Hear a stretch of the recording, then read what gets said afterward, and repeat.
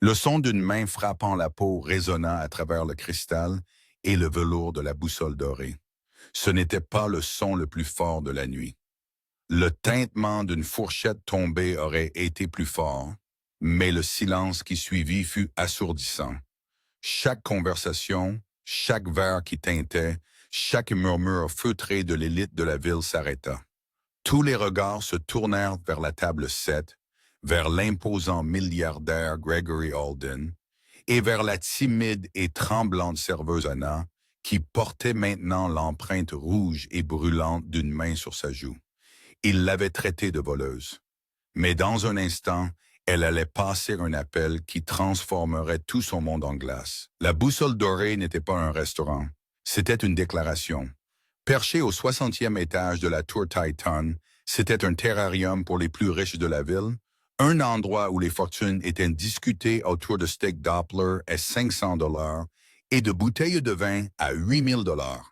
Le personnel était formé pour être invisible, pour anticiper les besoins sans être vu, pour être des fantômes en uniforme noir sur mesure, et Anna était le meilleur fantôme qu'ils avaient. À 24 ans, Anna était un modèle d'efficacité discrète. Ses cheveux châtain clair étaient tirés en un chignon sévère et obligatoire, et son uniforme, bien que propre, semblait flotter légèrement sur elle, comme si elle essayait de prendre moins de place dans le monde. C'était la serveuse timide que les autres membres du personnel protégeaient parfois taquinaient. Elle ne parlait jamais au-dessus d'un doux murmure. Ses yeux étaient presque toujours baissés, et elle possédait une capacité préternaturelle à être oubliée dès qu'elle se détournait d'une table. Ce qu'ils ne savaient pas, c'était que la timidité d'Anna était un bouclier. Son calme n'était pas du vide. C'était de l'observation. Elle voyait tout. Elle vit M. Henderson à la table 3, qui dînait discrètement avec sa maîtresse pour la 3e fois ce mois-ci, tandis que le gala de charité de son épouse était diffusé à la télévision du salon. Elle vit Mademoiselle Cartwright glisser discrètement sa carte platine au barman, payant pour la rencontre fortuite qu'elle était sur le point d'avoir avec un jeune acteur. Et ce soir, elle vit M. Gregory Alden à la table 7. Il n'était pas tant arrivé qu'il avait conquis la table. Gregory Alden était un homme fait d'angles vifs et d'un succès bruyant et agressif. Un milliardaire de la technologie qui s'était hissé au sommet à force de griffes. Il croyait que le monde était divisé en prédateurs et proies, et il n'avait aucune intention d'être la proie. Il était grand avec un visage dur et beau, et portait une montre outrageusement chère, une pièce squelettée en titane sur mesure qu'il semblait consulter toutes les 30 secondes, comme s'il mettait le temps au défi d'être en retard. Sa compagne, une femme magnifique nommée Laura, ressemblait moins à une compagne qu'à un accessoire qu'il avait choisi pour assortir à sa montre. « C'est le mieux que vous puissiez faire », avait claqué Gregory au maître d'hôtel en désignant la table qui offrait l'une des meilleures vues de la ville. « Je voulais le coin. Mes excuses, Monsieur Alden. Cette table a été réservée il y a 2 mois. » « Par qui? Quelqu'un de plus important que moi. » « Peu probable. » Anna avait observé depuis la station de service, l'estomac serré. Elle était affectée à sa section. Cela allait être une longue nuit. Pendant la première heure, ce fut un barrage de tyrannie de bas étage. « Cette eau est tiède », se plaignit-il après avoir bu une grande gorgée de l'eau glacée qu'Anna venait de verser. « Vous la rafraîchissez avec la chaleur de votre corps? Apportez-moi de l'eau en bouteille d'une nouvelle bouteille que je vous verrai ouvrir. » Anna murmura. « Oui, monsieur. » Et elle alla la chercher. « Ce pain, dit-il en piquant un pain au levain artisanal à $30, est froid. Le chef est-il en vacances? Ramenez-le et dites-lui de trouver une nouvelle profession. »« Tout de suite, monsieur. » Laura, sa compagne, se contentait de sourire, une expression placide et terne, comme si elle était immunisée contre son comportement, ou peut-être payée pour l'être. Anna se déplaçait dans la section avec sa grâce silencieuse habituelle, remplissant son verre d'eau avant qu'il ne soit la moitié vide, débarrassant les assiettes avec la légèreté d'une plume. Elle essayait de désamorcer la situation, d'être si parfaite, si invisible, qu'il n'aurait plus rien à critiquer. Mais les hommes comme Gregory Alden, ne cherchent pas la perfection. Ils cherchent une cible. La fille, dit-il bruyamment à Laura, en gesticulant avec sa fourchette, alors qu'Anna n'était qu'à 1,50 m, débarrassant une table voisine. Elle est, comment dire, lente. On pourrait penser que pour ce qu'ils facturent ici, ils pourraient embaucher du personnel avec de la personnalité, ou au moins un pouls. Laura gloussa, un son aigu et cristallin. Greg, sois gentil, c'est juste une serveuse. C'est ça le problème, c'est une servante. Elle est là pour servir et elle n'arrive même pas à faire ça correctement. Le dos d'Anna était tourné vers lui, mais elle sentit les mots comme de minuscules aiguilles acérées. Elle prit une profonde inspiration, se rappelant pourquoi elle était là. Ce travail au salaire minimum, très stressant, profondément humiliant, était une promesse. C'était son propre test personnel. « Tu veux comprendre les gens, Anna ?» avait demandé son père, la voix empreinte d'inquiétude. « Tu ne les trouveras pas au 60e étage. Je veux comprendre le milieu des affaires, papa. » Avait-elle rétorqué, partant de zéro. Pas de fonds fiduciaire, pas de traitement spécial. Juste moi. Il avait accepté à contre-cœur. Alors la voici. Anna Bishop, seule héritière de l'Empire Bishop Consolidated, un réseau d'hôtels 5 étoiles, de banques internationales et du bâtiment même où Gregory Alden était assis, frottant des taches de vin et se mordant la langue pour 7,24 $ de l'heure plus les pourboires. Elle retourna à la table 7. « Tout est à votre goût avec le plat principal, monsieur. » Gregory était occupé sur son téléphone, un appareil sur mesure incroyablement fin, avec un boîtier en platine brossée. C'était un prototype Alden Tech, son nouveau champion du monde, dont il se vantait sur les réseaux sociaux depuis des semaines. Il affirmait qu'il valait plus que toute sa vie. Il ne leva pas les yeux. C'est à peine de la nourriture. Il termina son appel, posant le téléphone à 50 000 $ sur la nappe blanche, à côté de son assiette. Il prit une bouchée de son steak, mâcha et grimaça. « Pathétique, marmonna-t-il. Il repoussa l'assiette, à moitié pleine. « Allez-vous rester là ou allez-vous débarrasser ceci? »« Mes excuses, monsieur, » dit Anna d'une voix murmurante. Elle s'avança, ses mains expertes atteignant son assiette et celle de sa compagne. C'était une chorégraphie minutieuse. Main gauche pour les assiettes, main droite pour ramasser les lourds couverts en argent, tout en gardant la tête baissée et sa présence minimale. Elle empila son assiette sur celle de Laura, sécurisa le couteau et la fourchette et se retourna pour partir. Elle avait fait exactement 3 pas vers la cuisine quand le rugissement retentit. « Stop! Vous! » Anna se figea. Elle se retourna, le cœur comme une pierre froide dans sa poitrine. Gregory Alden était debout, sa chaise raclant violemment le sol. Son visage était un masque de rage cramoisi. Sa compagne Laura avait les mains sur la bouche, les yeux écarquillés. « Mon téléphone? » cracha Gregory, sa voix dangereusement basse, mais portant à travers le restaurant qui se taisait. « Monsieur? » demanda Anna, confuse. « Mon téléphone, mon prototype. » Il désigna l'endroit vide sur la nappe où l'appareil en platine avait été. « Il est parti. Et vous? Vous étiez la seule ici. » L'air dans la boussole dorée devint mince, cristallin.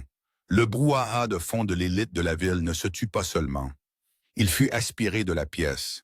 Anna resta figée, les lourdes assiettes à moitié pleines toujours dans sa main gauche. « Monsieur, je ne comprends pas. »« Ne faites pas l'idiote avec moi. » La voix de Gregory Alden fut un coup de canon dans la pièce silencieuse. Il s'avança vers elle, sa grande stature imposante la forçant à reculer d'un pas involontaire. « Vous venez de débarrasser la table. Mon téléphone était juste là, et maintenant il est parti. Vous l'avez pris. » Non, la voix d'Anna fut un petit soupir choqué. « Non, monsieur, je ne ferai jamais ça. J'ai juste débarrassé les assiettes. » Exactement. Un petit tour de magie de débarrassage d'assiettes, n'est-ce pas? Vous dissimulez le téléphone dans votre paume, le glissez sous une assiette et vous partez. Pensiez-vous que je ne le remarquerai pas? Monsieur, je vous assure, ne me dites pas ce monsieur, petite voleuse. Du coin, le directeur du restaurant, Monsieur Davies, s'approchait en glissant, son visage un masque exercé de préoccupations douloureuses. Davies était un homme qui vivait selon une seule règle. Le plus gros portefeuille a toujours raison. Monsieur Alden, monsieur, quel semble être le problème? Dit Davies, sa voix un baume apaisant et obséquieux. Le problème, grogna Gregory, c'est que votre employé vient de voler mon téléphone, un prototype valant plus de 100 000 $. Et ce n'est que le matériel. Les données qu'il contient valaient des milliards. Le sang de Davies se glaça. Il tourna ses yeux anxieux et furetés vers Anna. Anna, qu'est-ce que c'est que ça, monsieur Davies? Je n'ai pas... plaida Anna, sa voix tremblante. Elle détestait ça. Elle détestait le sentiment d'une centaine de pères Dieu la disséquant. J'ai juste pris ses assiettes. Le téléphone doit être... peut-être qu'il a glissé sur le sol. Gregory laissa échapper un rire dur et aboyeur. Oh, sur le sol, bien sûr, j'en suis certain. Pourquoi ne vérifiez-vous pas vos poches, chérie? Ou peut-être, dit-il, ses yeux balayant son uniforme, vous l'avez rangé ailleurs. L'insinuation était vile, et elle fit rougir Anna d'un mélange de honte et de colère. Je n'ai pas pris votre téléphone. Monsieur Alden, je vous en prie, interjeta Davies, se frottant les mains. Je suis sûr que ce n'est qu'un malentendu. Anna, pourquoi ne videriez-vous pas simplement les poches de votre tablier, juste pour, vous savez, éclaircir les choses? Anna regarda son manager, son soi-disant protecteur, et ne vit rien d'autre qu'un homme désespéré d'apaiser le loup hurlant. Il ne s'agissait pas de retrouver un téléphone. Il s'agissait d'un sacrifice, et elle était la chèvre attachée au poteau. « Monsieur Davies, Faites-le, ordonna Gregory. Videz vos poches ou dois-je appeler la police et les faire vous fouiller à nu, car je le ferai. Je vous ruinerai. La menace flottait dans l'air, lourde et toxique. Anna regarda autour d'elle. Les convives n'étaient pas de son côté. Ils assistaient à un spectacle. Certains semblaient légèrement dégoûtés, mais la plupart semblaient simplement divertis. C'était du théâtre. C'était quelque chose dont on parlerait plus tard. D'une main tremblante, Anna posa les lourdes assiettes sur un plateau de service voisin. Les poches de son tablier contenaient un briquet incrusté de miettes, 2 stylos, son bloc-notes de commande et 34 $ de pourboire qu'une table précédente ne lui avait pas donné. Elle tira le tissu blanc des poches à l'envers. « Vous voyez, dit-elle, sa voix à peine audible. Rien. Gregory ricana. Astucieux. Vous l'avez déjà refilé, n'est-ce pas? Glissé à l'un de vos copains de cuisine. Ou peut-être l'avez-vous simplement jeté dans le bac de nettoyage. Il s'avançait de nouveau vers elle. Davies agitait ses mains sans résultat. Monsieur, la jeune femme a montré. La jeune femme est une menteuse, rugit Gregory. Il n'était plus qu'à quelques centimètres d'elle. L'odeur de son coûteux parfum poivré était écrasante. Je sais votre genre. Vous voyez des gens comme moi. Vous voyez ce que nous avons et vous devenez jalouse. Vous pensez que vous y avez droit. Vous pensez que vous pouvez juste le prendre. Je ne suis pas une voleuse, dit Anna, et elle fut choquée d'entendre la force dans sa propre voix. C'était encore calme, mais le tremblement avait disparu. Il fut remplacé par une braise froide et dure de défi. Elle croisa son regard. C'était la pire chose qu'elle aurait pu faire. Gregory Alden n'était pas un homme à qui l'on disait non. Il n'était pas un homme à qui une serveuse timide avait jamais osé regarder dans les yeux et contredire. Son monde était bâti sur les fondations de sa propre infaillibilité. Son défi, son manque de peur silencieux et soudain, brisa quelque chose dans son cerveau. C'était un bug dans sa réalité. Il ne la voyait pas comme une personne, mais comme une erreur qui devait être corrigée. « Qu'avez-vous dit ?» murmura-t-il, son visage s'assombrissant. « J'ai dit, » répéta Anna le menton levé, « je ne suis pas une voleuse. » Monsieur Alden, monsieur, s'il vous plaît, calmons-nous tous, plaida Davies, tendant une main hésitante vers le bras de Gregory. Gregory repoussa la main comme s'il s'agissait d'un moucheron. N'osez pas me répondre, vous n'êtes rien. Il ne l'a même pas vu venir. C'était un réflexe, une réaction primaire d'enfant gâté face au refus. Sa main bougea dans un flou. Crac! Le bruit de sa paume ouverte frappant sa joue fut écœurant. Anna trébucha en arrière, heurtant le plateau de service. Les assiettes de la table 7, le steak à 500 $ à moitié mangé et la lourde céramique s'écrasèrent tous sur le sol, se brisant en un désordre de porcelaine et de débris de verre. Le restaurant, la ville, le monde s'arrêtèrent. La main d'Anna vola à sa joue. C'était une douleur lancinante, pulsatile et ardente qui lui faisait déjà monter les larmes aux yeux. Mais la douleur à sa joue n'était rien comparée à l'humiliation incandescente qui lui brûlait la poitrine. Il l'avait frappée devant tout le monde. Gregory Alden resta là, sa main encore légèrement levée, sa poitrine haletante. Il avait l'air surpris, non pas de regret, mais de la pure audace de ce qu'il venait de faire. Il avait franchi une ligne et maintenant il devait le justifier. Elle est une voleuse, cria-t-il à la pièce choquée, comme si cela expliquait tout. C'est une criminelle. Elle a essayé de me voler. Elle a probablement essayé de m'attaquer. Laura, sa compagne, était devenue pâle. « Greg, taise-toi !» Monsieur Davies balbutiait. « Monsieur, vous ne pouvez pas. C'est... Mon Dieu !»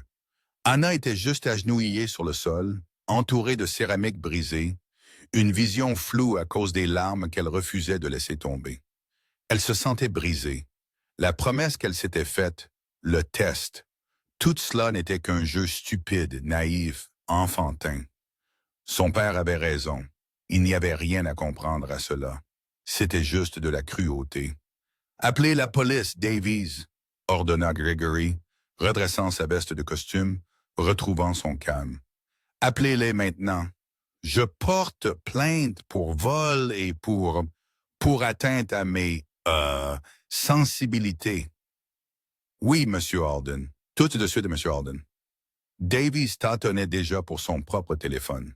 Anna le regarda, son esprit un vide froid et silencieux. Le jeu était terminé. Elle avait échoué. Elle avait voulu prouver qu'elle pouvait s'en sortir seule.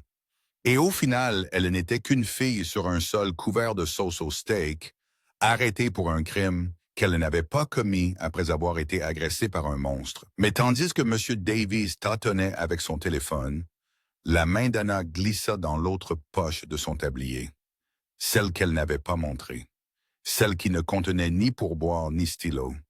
Elle contenait son vrai téléphone. C'était un vieux téléphone noir, abîmé et quelconque. Un modèle vieux de 5 ans avec un écran fissuré que l'équipe de sécurité de son père insistait pour qu'elle porte. Il n'avait pas de réseaux sociaux, pas de jeux, pas de coque tape à l'œil. Il n'avait qu'une seule fonction. Il avait un seul bouton sur le côté qui, lorsqu'il était maintenu pendant 3 secondes, composait un numéro qui n'était répertorié dans aucun annuaire téléphonique sur Terre, un numéro qui pouvait et avait renversé des gouvernements et fait bouger les marchés. Gregory la vit le sortir. Il laissa échapper un rire moqueur. « Que faites-vous maintenant, voleuse? Appelez votre petit ami loser pour qu'il vienne vous sortir de là. Appelez votre maman. C'est trop tard pour ça. Vous êtes fini. » Le pouce d'Anna pressa le bouton. Elle le tint. 1, 2, 3. Le téléphone vibra une fois. Il composait. Elle porta le téléphone à son oreille. Ses yeux, désormais clairs et froids comme de la glace glaciaire, se fixèrent sur Gregory Alden. La pièce était si silencieuse que les convives pouvaient entendre le faible « ring-ring » de son écouteur. Et puis une voix répondit, non pas avec un « bonjour », mais avec un simple et calme « oui ». Anna prit une inspiration tremblante, les larmes montant finalement, mais sa voix était ferme. « Papa », dit-elle, sa voix se brisant sur ce seul mot, « j'ai besoin de toi. » Une vague de silence confus parcourut les convives. Le visage de Gregory Alden, qui avait été un masque de rage, se tordit en une moquerie pure et dérisoire. « Papa » clama-t-il, laissant échapper un petit rire aboyeur. Elle a appelé son papa. « Oh, c'est savoureux! Qu'est-ce qu'il va faire, ma petite? Descendre ici dans sa Toyota Corolla de 1988 et proposer de payer mon téléphone, va-t-il te punir? » Laura, qui était pâle de choc, gloussa maintenant nerveusement, soulagée que l'attention de Gregory ne soit plus sur sa propre violence, mais sur ce nouveau développement pathétique. Monsieur Davies, qui était sur le point de composer le 9 ronde, marqua une pause, son pouce planant au-dessus de son écran. Il regarda Anna, agenouillée dans l'épave d'assiettes et de nourriture, et une pitié profonde et intense le submergea. Non pas pour elle, mais pour lui-même, pour être bloqué dans cette situation profondément non professionnelle. « Anna, s'il vous plaît, » murmura Davies, un gémissement désespéré dans la voix. « Rendez juste le téléphone. Nous pouvons oublier ça, Monsieur Alden. Peut-être pouvons-nous simplement vous dédommager pour le téléphone et pour le désagrément. » La tête de Gregory se tourna brusquement vers Davies. « Me dédommager? Avez-vous la moindre idée de qui je suis? Je ne veux pas de compensation. Je veux la justice. Je veux cette petite souillon menottée. » À l'autre bout de la ligne, la voix était calme, mais avec une tension sous-jacente, comme un ressort bandé. « Anna, qu'y a-t-il? Qu'est-ce qui ne va pas? Votre balise est active. Je vois votre localisation. La boussole dorée. »« Papa. » La voix d'Anna était lourde de larmes retenues. « Je suis au travail. Un homme, un client. Il m'a accusé d'avoir volé son téléphone. »« Quoi? » La voix se fit plus vive. « Tu vas bien? Tu es en sécurité? » Le souffle d'Anna se coupa. Elle leva les yeux au-delà du visage inquiet de M. Davies et croisa le regard du ricanement suffisant et triomphant de Gregory Alden. « Il m'a giflé, papa, au milieu du restaurant. Il m'a frappé. » Le silence à l'autre bout du téléphone était absolu. Ce n'était pas un silence de déconnexion. C'était le silence d'une étoile qui s'effondre. C'était un vide dans lequel tout son et toute lumière étaient aspirés. Quand la voix parla de nouveau, elle était méconnaissable. Ce n'était plus la voix d'un père. C'était quelque chose d'autre. C'était le son du fer forgé au zéro absolu. « Anna, comment s'appelle-t-il? » Gregory riait toujours, posant pour la pièce. « Papa est en route? J'espère qu'il apporte son chéquier. Ça va lui coûter cher. »« Anna, » répéta la voix au téléphone, plus dure cette fois, « le nom de l'homme qui t'a frappé. »« Son nom est Gregory Alden, » murmura Anna. « Gregory Alden, » répéta la voix. Ce n'était pas une question.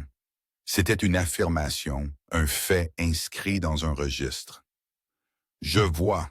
Passez les mois. »« Quoi? » Les yeux d'Anna s'écarquillèrent.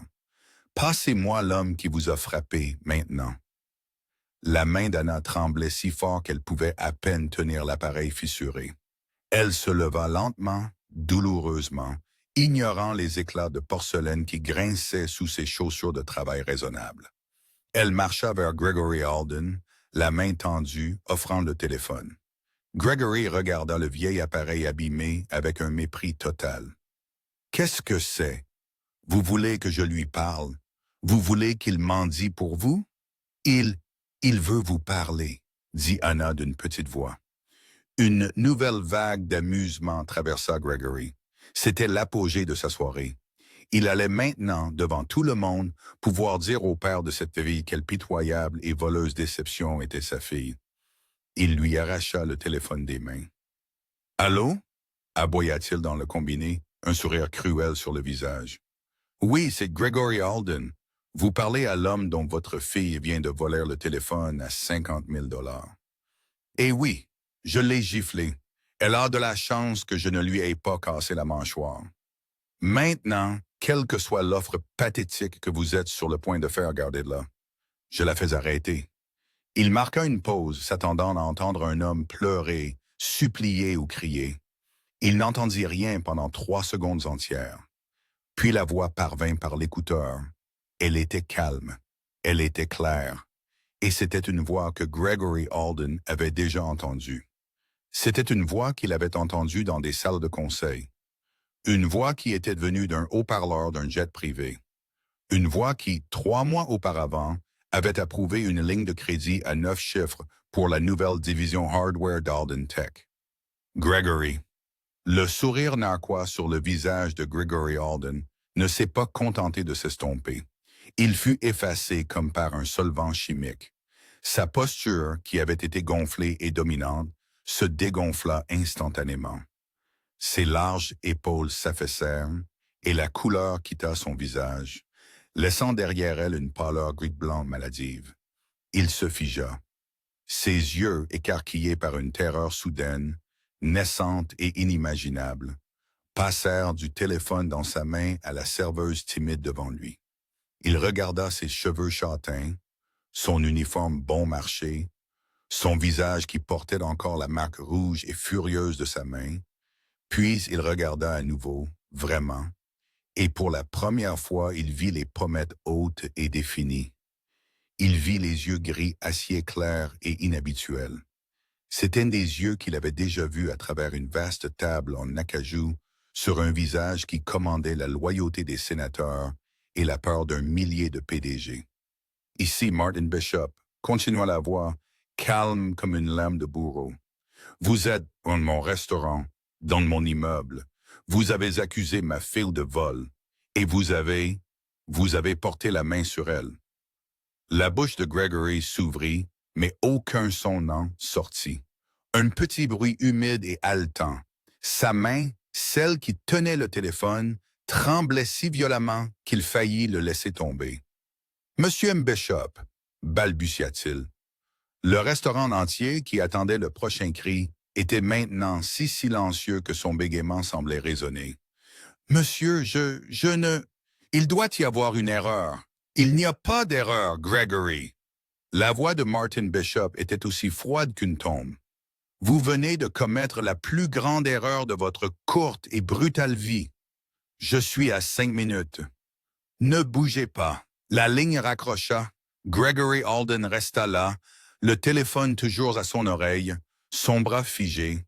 Il était une statue, un monument à sa propre ruine spectaculaire.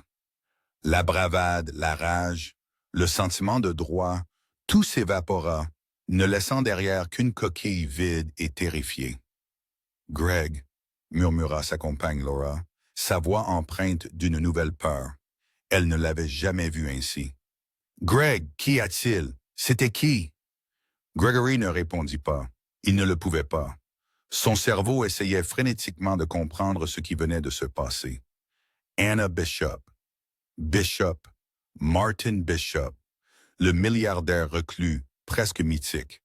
L'homme qui possédait Bishop Consolidated.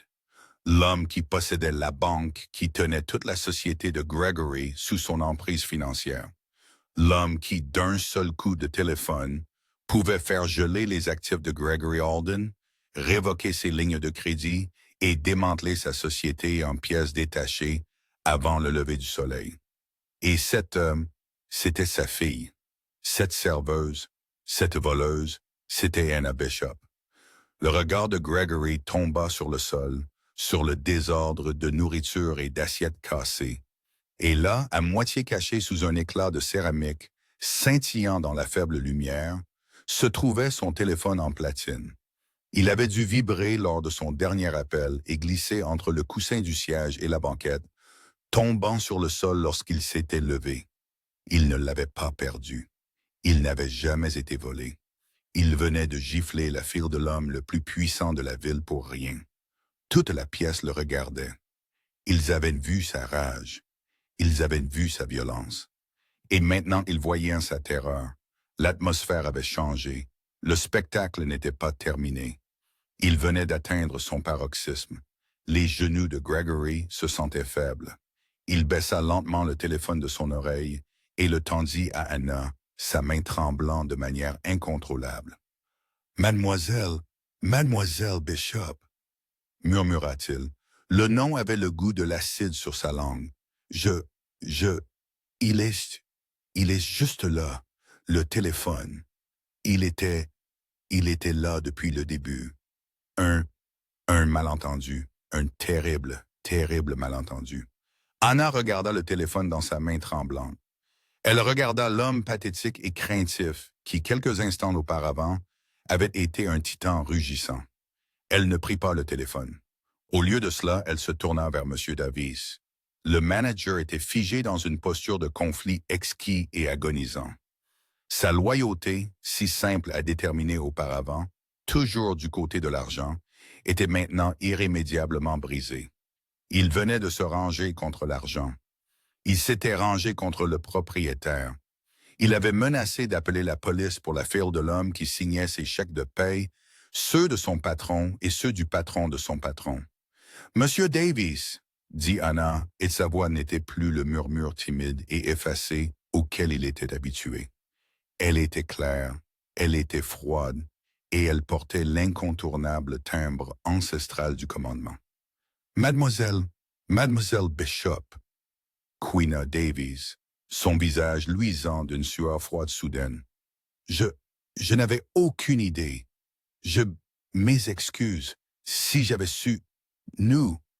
Vous alliez me faire arrêter, affirma Anna. Ce n'était pas une question. Non, oui, je veux dire, j'étais juste... Monsieur Alden est un client très apprécié, et il était si insistant. J'essayais juste de désamorcer la situation. Désamorcer? Répéta Anna, le mot lui semblant étrange. En le laissant me traiter de voleuse, en exigeant que je vide mes poches devant tout le restaurant, en restant là sans rien faire quand il m'a frappé. Chaque mot était une petite lame tranchante, et Davies tressaillit visiblement à chacun d'eux. S'il vous plaît, Mademoiselle Bishop, j'ai une famille. Je trouve son téléphone, Monsieur Davies, dit Anna, coupant court à ses balbutiements pathétiques. Mais il l'a trouvé. Il est juste là. Non, dit Anna, désignant le désordre sur le sol, celui qui l'a trouvé sous la table. Allez le chercher! L'humiliation submergea le visage de Davies, mais il savait qu'il n'avait pas le choix. C'était soit ça, soit le chômage. Immédiatement, il se mit à quatre pattes, se bousculant dans la flaque de débris de verre et d'éclats de porcelaine. Il grogna en atteignant sous la table, sa veste de costume noir immaculé traînant dans le désordre. Il en sortit, tenant le prototype en platine entre deux doigts, comme s'il s'agissait d'une couche sale. Il le tendit à Gregory. « Tenez, monsieur Alden, votre téléphone. » Gregory Alden ne le regarda même pas. Ses yeux étaient fixés sur l'entrée principale du restaurant. Son visage était un masque de peur primale. Il regardait les portes de l'ascenseur, attendant l'arrivée du bourreau. Et puis les portes s'ouvrirent. La boussole dorée n'avait pas de videur. Elle avait une équipe d'accueil. Mais les deux hommes qui sortirent de l'ascenseur en premier ne figuraient pas sur la liste de paie du restaurant. Ils étaient une fête de granit massif, vêtus de costumes sombres, impeccablement coupés, avec des écouteurs qui n'étaient pas pour le spectacle. Ils balayèrent la pièce d'un seul regard professionnel, leurs yeux s'attardant une demi-seconde sur Gregory Alden, le cataloguant avant de se disperser, l'un se dirigeant pour bloquer l'entrée de service, l'autre se tenant près de l'ascenseur. Puis Martin Bishop entra. Ce n'était pas un homme physiquement imposant. Contrairement à Gregory, il n'avait pas besoin de l'être. Là où Gregory était une explosion bruyante et tape à l'œil de nouvel argent et d'architecture brutaliste, Martin Bishop était la puissance discrète de l'ancien monde. Il avait la fin de la cinquantaine, une chevelure argentée et les yeux gris acier qu'il avait transmis à sa fille. Il portait un simple pull en cachemire foncé et un pantalon comme s'il venait de sa bibliothèque. Il ne cria pas. Il ne courut pas. Il marcha.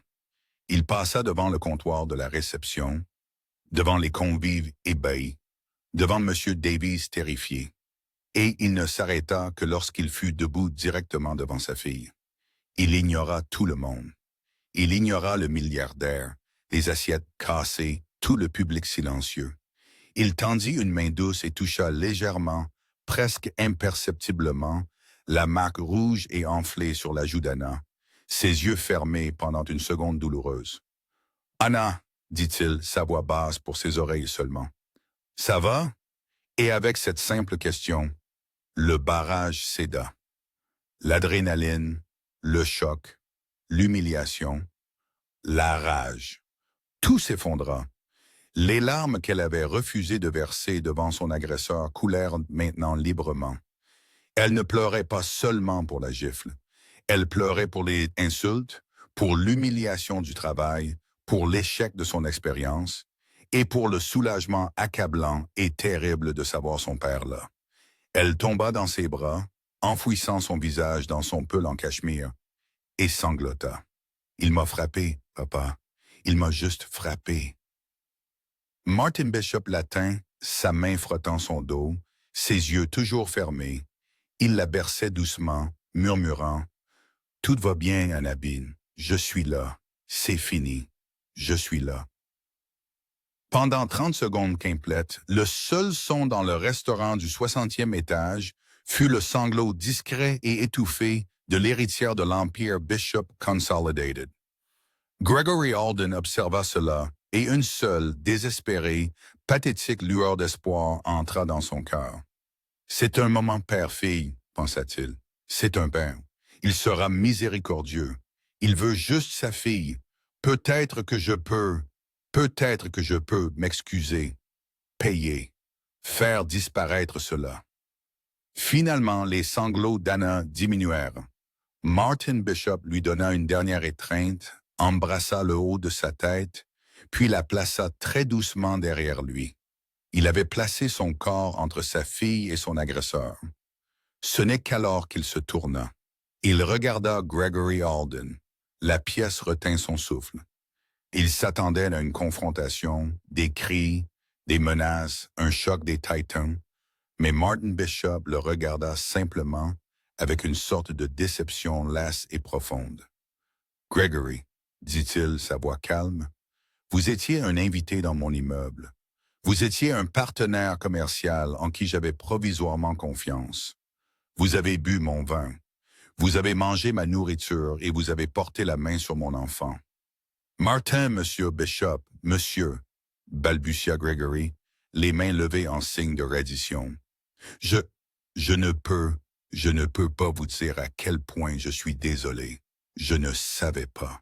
Je jure devant Dieu, je n'avais aucune idée qu'elle était votre fille. Je pensais qu'elle avait volé mon téléphone. C'était une erreur, une terrible mais honnête erreur. » Le regard de Martin Bishop se posa sur Laura, la compagne de Gregory, qui semblait vouloir que le sol l'engloutisse. « Et vous? Pensiez-vous aussi qu'elle était une voleuse? » Laura regarda Martin Bishop, puis Gregory, et elle fit un calcul très rapide et très froid. « Il est fou, dit-elle, sa voix tremblante mais claire. Il a bu. Il est juste devenu fou. Cette fille, elle n'a rien fait. Il l'a juste attaqué. » Elle attrapa son sac à main de la table. « Je ne suis pas avec lui. Je pars. » Et elle se précipita vers l'ascenseur, une souris quittant un navire qui ne coulait pas seulement, mais était déjà au fond de l'océan. Gregory regarda son dos s'éloigner, la trahison et la panique se disputant sur son visage. « Laura, attendez, elle ment. »« Ça n'a pas d'importance, » dit Martin Bishop, sa voix coupant la panique de Gregory. « La question, Gregory, n'est pas ce que vous pensiez. La question est pourquoi vous le pensiez. Parce qu'elle était serveuse? Parce qu'elle était invisible? Parce que vous croyez en avoir le droit? Non, j'étais stressé. Le prototype. C'est tout mon trimestre. » « Il était sur le sol, » dit Martin, désignant le téléphone toujours serré dans la main de Davies. « Vous n'avez même pas pris la peine de regarder. Vous avez trouvé une cible. La personne la plus faible de la pièce, celle que vous pensiez n'avoir personne à appeler, celle que vous pensiez pouvoir écraser et dont personne ne se soucierait. Martin fit un pas de plus. Gregory, un homme d'une tête plus grande et de 45 kilos plus lourd, tressaillit et fit un pas en arrière. « Et vous, » dit Martin, sa voix tombant à un murmure terrifiant. « Vous l'avez frappé. » Je... Gregory était fini. Il n'avait plus de mots. Il était un animal acculé. Martin tourna son regard vers M. Davies, qui était toujours agenouillé, serrant le téléphone. « Vous, monsieur, » quina Davies, « vous êtes le manager ici. »« Oui, monsieur. Michael Davies. Mais profond. Vous êtes viré. » Ce fut dit si calmement, si naturellement, que Davies ne le perçut presque pas. « Monsieur, vous êtes viré, » répéta Martin un peu plus fort. « Vous avez permis qu'un invité, n'importe quel invité, soit agressé physiquement dans votre restaurant. Non seulement vous n'avez pas protégé votre personnel, mais vous vous êtes rangé du côté de l'agresseur. Vous avez menacé ma fille. Vous avez échoué au niveau le plus fondamental de votre travail. Les hommes à la porte prendront vos clés et vous escorteront hors des lieux. Ne vous souciez pas de vider votre bureau. Nous ferons incinérer son contenu. » Le visage de Davies se froissa. C'était fait. Sa carrière, sa vie terminée. Il resta juste agenouillé là, immobile, le téléphone glissant de ses doigts. Puis Martin Bishop se retourna vers Gregory Alden. Son visage était illisible. « S'il vous plaît, » murmura Gregory. Il pleurait ouvertement maintenant.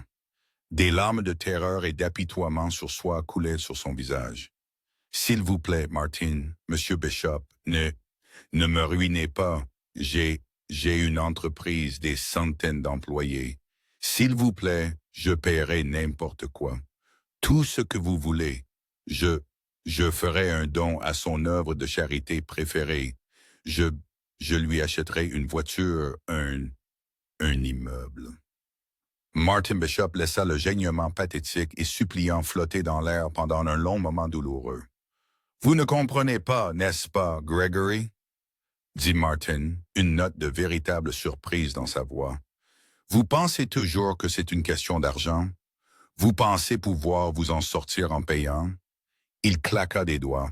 Les deux grands hommes de sécurité qui avaient été impassibles et silencieux étaient soudain aux côtés de Gregory. « Monsieur Alden, je ne vais pas vous ruiner, » dit Martin.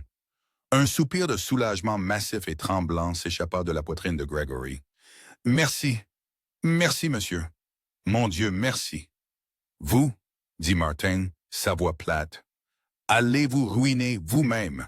Vous voyez, Gregory, vous avez agressé une femme, c'est un crime. Et contrairement à vous, je crois en la justice. » Il regarda son chef de la sécurité. « Appelez la police, la vraie police, pas l'appel au 911 de M. Davies. Contactez le commissaire sur sa ligne privée. Dites-lui que je suis à la boussole dorée et que je suis témoin d'une agression aggravée. Dites-lui que je veux ses meilleurs détectives et je les veux ici maintenant. » Le sang du visage de Gregory, qui avait déjà disparu, réussit d'une manière ou d'une autre à se vider encore plus. « La police. Vous arrêtez? Vous ne pouvez pas. Nous pouvons gérer ça. C'est une affaire civile. Je vais faire un chèque. Emmenez-le au salon privé, » ordonna Martin à ses hommes. « Ne le laissez pas partir. Ne le laissez pas passer un coup de fil. Son téléphone, » il désigna le prototype sur le sol, « reste ici. Il doit attendre les détectives. » « Non, » rugit Gregory, et la bête était de retour. C'était le dernier rugissement désespéré d'un animal piégé. Il essaya de libérer ses bras des gardes de sécurité qui l'avaient immobilisé. « Vous ne pouvez pas me faire ça. Savez-vous qui je suis? Je suis Gregory Alden. Je vous poursuivrai en justice. Je poursuivrai ce trou à rats. » Les deux gardes, avec une efficacité exercée et presque blasée, le soulevèrent légèrement, lui retirant les pieds du sol et commencèrent à le porter vers l'arrière du restaurant. Ses cris « Vous ne pouvez pas faire ça, et je vous tuerai tous » résonnèrent, puis furent coupés alors que la porte du salon se refermait avec un claquement. La boussole dorée redevint silencieuse. Le silence qui s'abattit sur le restaurant était différent de celui qui avait suivi la gifle. Le premier avait été un silence choqué et horrifié. Celui-ci était un silence stupéfait et révérencieux. Les convives, qui avaient été un public captif, semblaient maintenant réaliser qu'ils respiraient un air emprunté. Ils étaient en présence d'un pouvoir si vaste et discret qu'il faisait paraître la richesse bruyante et grossière de Gregory Alden comme une crise de colère d'enfant. Martin Bishop se détourna de la porte par laquelle l'agresseur de sa fille avait été traîné, son expression s'adoucissant. Le fer avait disparu, remplacé une fois de plus par le père inquiet.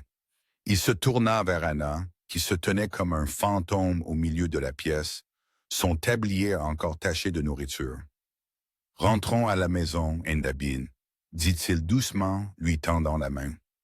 Anna regarda sa main, puis elle regarda autour de la pièce. Monsieur Davies, toujours un tas froissé et vaincu sur le sol. Les autres serveurs, qui jetaient un coup d'œil, les yeux écarquillés, depuis les portes de la cuisine. Les convives, qui essayaient maintenant discrètement de faire semblant de n'avoir rien vu, leurs yeux se posant sur leur steak à 500 $. Elle avait échoué.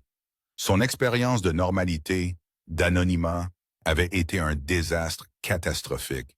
Elle avait voulu prouver qu'elle était plus que son nom. Et au final, son nom était la seule chose qui pouvait la sauver. Elle ressentit une honte profonde et intense. Elle secoua la tête. Non. Le front de Martin se plissa. Non, Anna, tu es en état de choc. Rentrons à la maison. Le docteur Evans peut nous y retrouver. Non, papa. Elle s'éloigna de lui, ses propres pieds trouvant leur aplomb sur le sol. Le tremblement avait disparu. Je ne rentre pas à la maison. Elle marcha vers M. Davies qui se recroquevillait. Elle le regarda, non pas avec mépris, mais avec une pitié froide et claire. « Levez-vous, Monsieur Davies. » Davies leva les yeux cerclés de rouge. « Mademoiselle Bishop, il m'a viré. »« Il l'a fait, » acquiesça Anna, « mais je vous réembauche. » La tête de Martin Bishop se redressa brusquement. « Anna, qu'est-ce que tu fais? Cet homme est un lâche sycophante. Il t'a laissé te faire du mal. »« Je sais, » dit Anna, ses yeux ne quittant jamais Davies. « C'est pour ça qu'il est parfait. » Davies se leva en hâte, la confusion et un espoir désespéré et fou sur son visage. « Parfait. Monsieur Davies, je ne suis pas mon père, » dit Anna, sa voix portant dans la pièce silencieuse. « Il vous renverrait pour votre faiblesse. Je vais l'utiliser. Vous avez un choix. Vous pouvez partir d'ici déshonoré, mis sur liste noire de tous les établissements de haute cuisine de la ville. Ou vous pouvez rester. Vous pouvez rester et travailler pour moi. » « Travailler pour vous? »« Oui, moi. » Anna se tourna vers son père.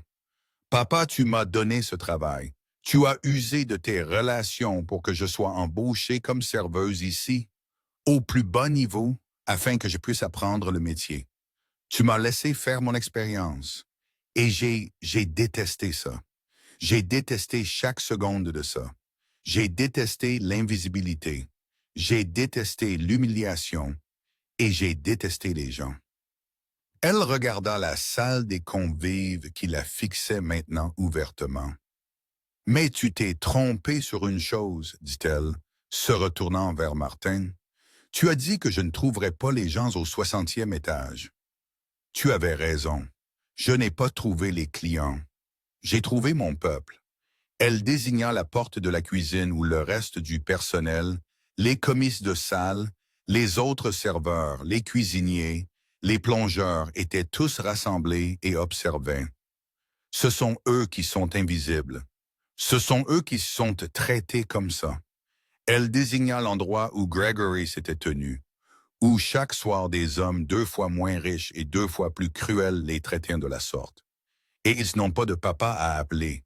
Ils n'ont pas de bouton panique. Ils doivent juste l'accepter. Ils doivent accepter d'être traités de voleurs. Ils doivent accepter d'être humiliés. Et parfois Parfois, ils doivent accepter bien pire, tout ça pour un pourboire de 10% sur une bouteille de vin à 8 000 $. Elle se tourna de nouveau vers son père et ses yeux brillaient non pas de larmes de douleur, mais d'une nouvelle clarté terrifiante. Je ne rentre pas à la maison. Je reste et je ne serai pas serveuse. Martin Bishop regarda sa fille. Il ne voyait pas la fille timide et effacée pour laquelle il s'était inquiété. Il voyait la femme qu'elle venait de devenir. Il voyait sa mère, une femme qui avait bâti une entreprise de traiteur à partir de rien pour en faire un empire. « Alors, qu'est-ce que tu vas être, Anna ?» demanda-t-il, un lent sourire se répandant sur son visage. « Moi, dit Anna, je vais être votre nouvelle vice-présidente principale des opérations hôtelières. Et mon premier acte, dit-elle, sa voix résonnant d'autorité, est d'acheter ce restaurant, pas seulement le bâtiment, papa, la marque. Je veux la boussole dorée et je vais la démolir jusqu'aux fondations. » Anna, dit Martin, nous en sommes déjà propriétaires. C'est juste une filiale. Anna cligna des yeux. Oh, eh bien, bien, ça nous économise une étape. Elle se tourna vers la salle stupéfaite des convives. Mesdames et messieurs, lança-t-elle, sa voix forte et claire. Mon nom est Anna Bishop et au nom de la boussole dorée, je tiens à m'excuser pour l'interruption de votre repas et aussi pour le repas lui-même. Quelques rires nerveux. Ce restaurant, continua-t-elle, a longtemps été un symbole, eh bien, soyons honnêtes, de ceci. Elle désigna toute la pièce opulente et sans âme, un endroit où les gens avec plus d'argent que de bon sens peuvent traiter les gens qui n'ont ni l'un ni l'autre comme des meubles. Eh bien, à partir de ce soir est terminé. Elle marcha vers le centre de la pièce. Vos repas, bien sûr, sont offerts, chacun d'eux. En fait, veuillez commander davantage. Commandez la bouteille de vin la plus chère que vous puissiez trouver, car c'est le dernier repas que la boussole dorée servira jamais. La pièce haleta. Nous fermons à compter de maintenant. Nous allons repenser le concept. Et lorsque nous rouvrirons, nous ne serons pas un restaurant pour les Gregory Alden de ce monde. Nous serons un restaurant pour, eh bien, pour les gens, un endroit où le personnel est traité avec respect, payé un salaire décent et n'aura plus jamais à endurer ce que je viens d'endurer. Elle se tourna vers M. Davies. « Monsieur Davies, votre premier acte en tant que mon nouveau, appelons-vous directeur des opérations de transition, est d'aller au système de sonorisation. Je veux que vous ajoutiez un pourboire de service automatique et non négociable de 50% à chaque addition offerte ce soir. Et puis je veux que vous alliez dans le système de paye et que vous donniez à chaque employé de cet immeuble, des plongeurs au sommelier, un bonus de 100% avec effet immédiat, prélevé sur le compte d'entreprise considérable de M. Alden, que je suis sûr que mon père liquidera ce matin. « Anna, dit Martin d'un ton d'avertissement.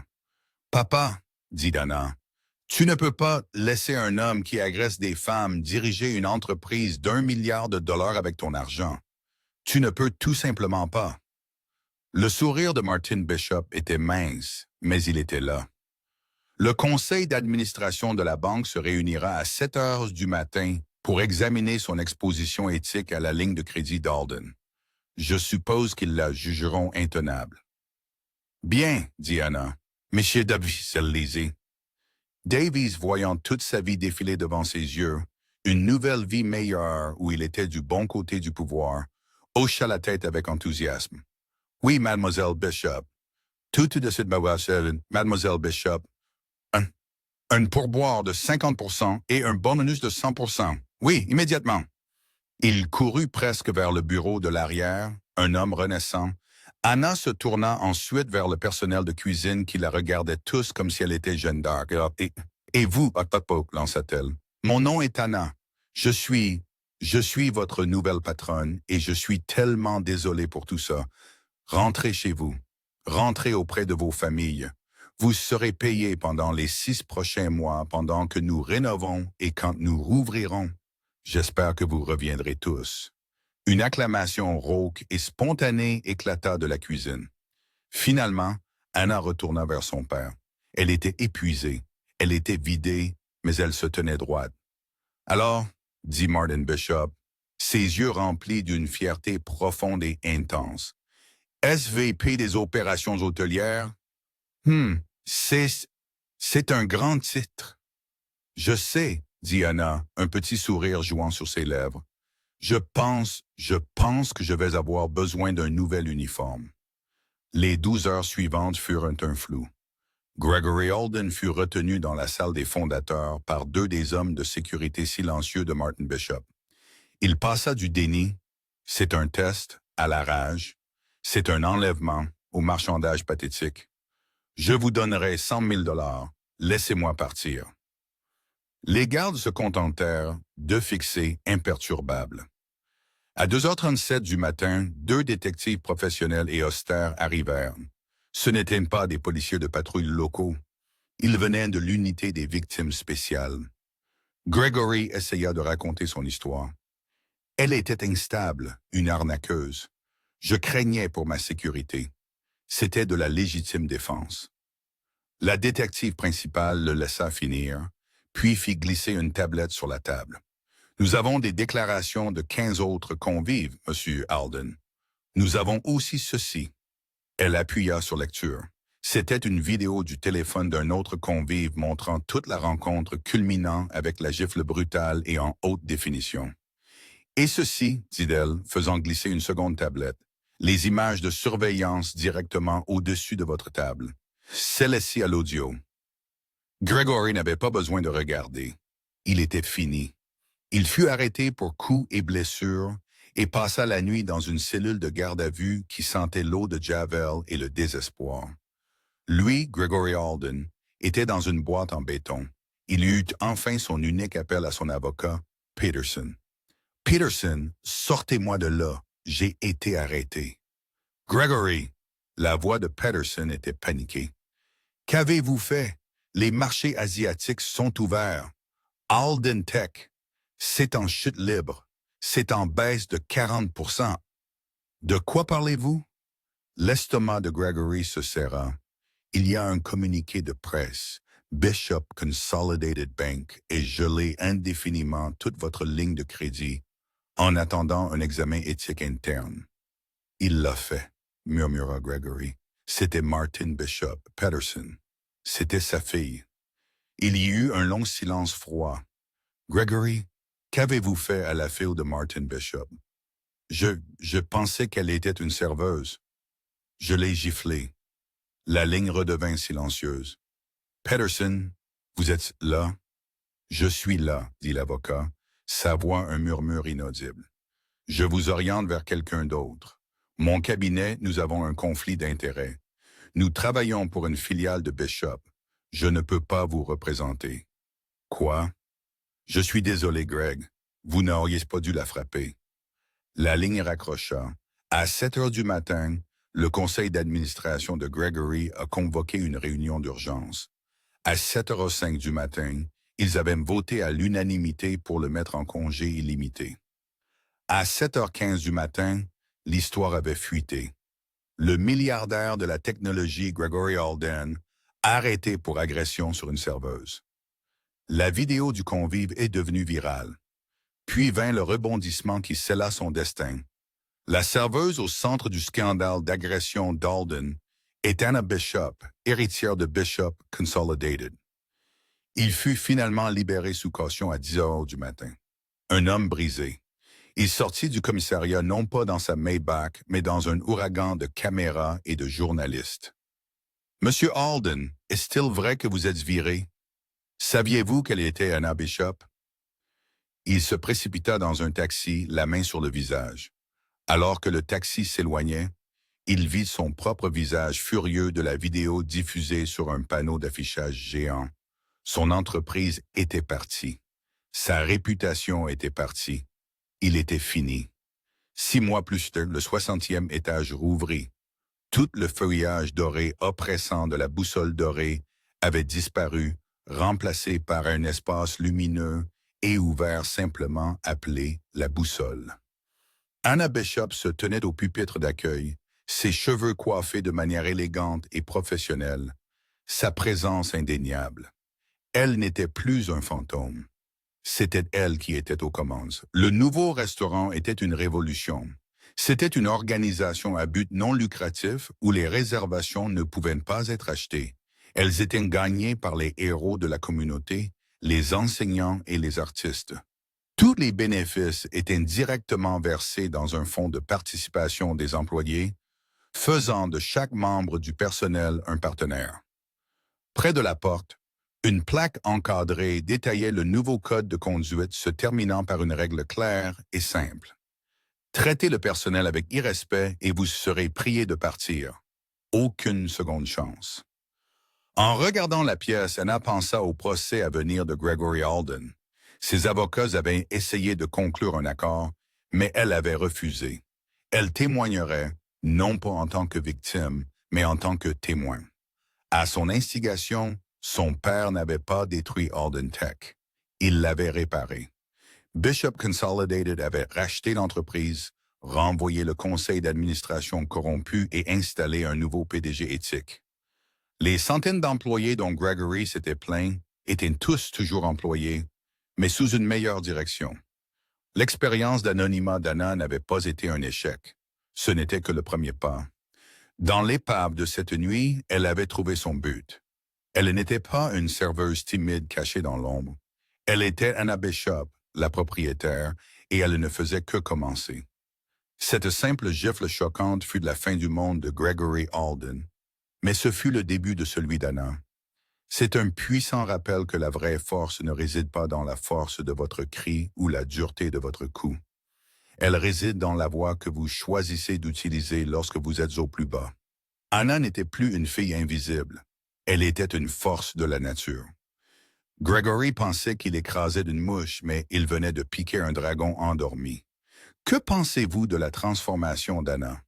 Croyez-vous que Gregory Alden a eu ce qu'il méritait, ou sa chute fut-elle trop complète?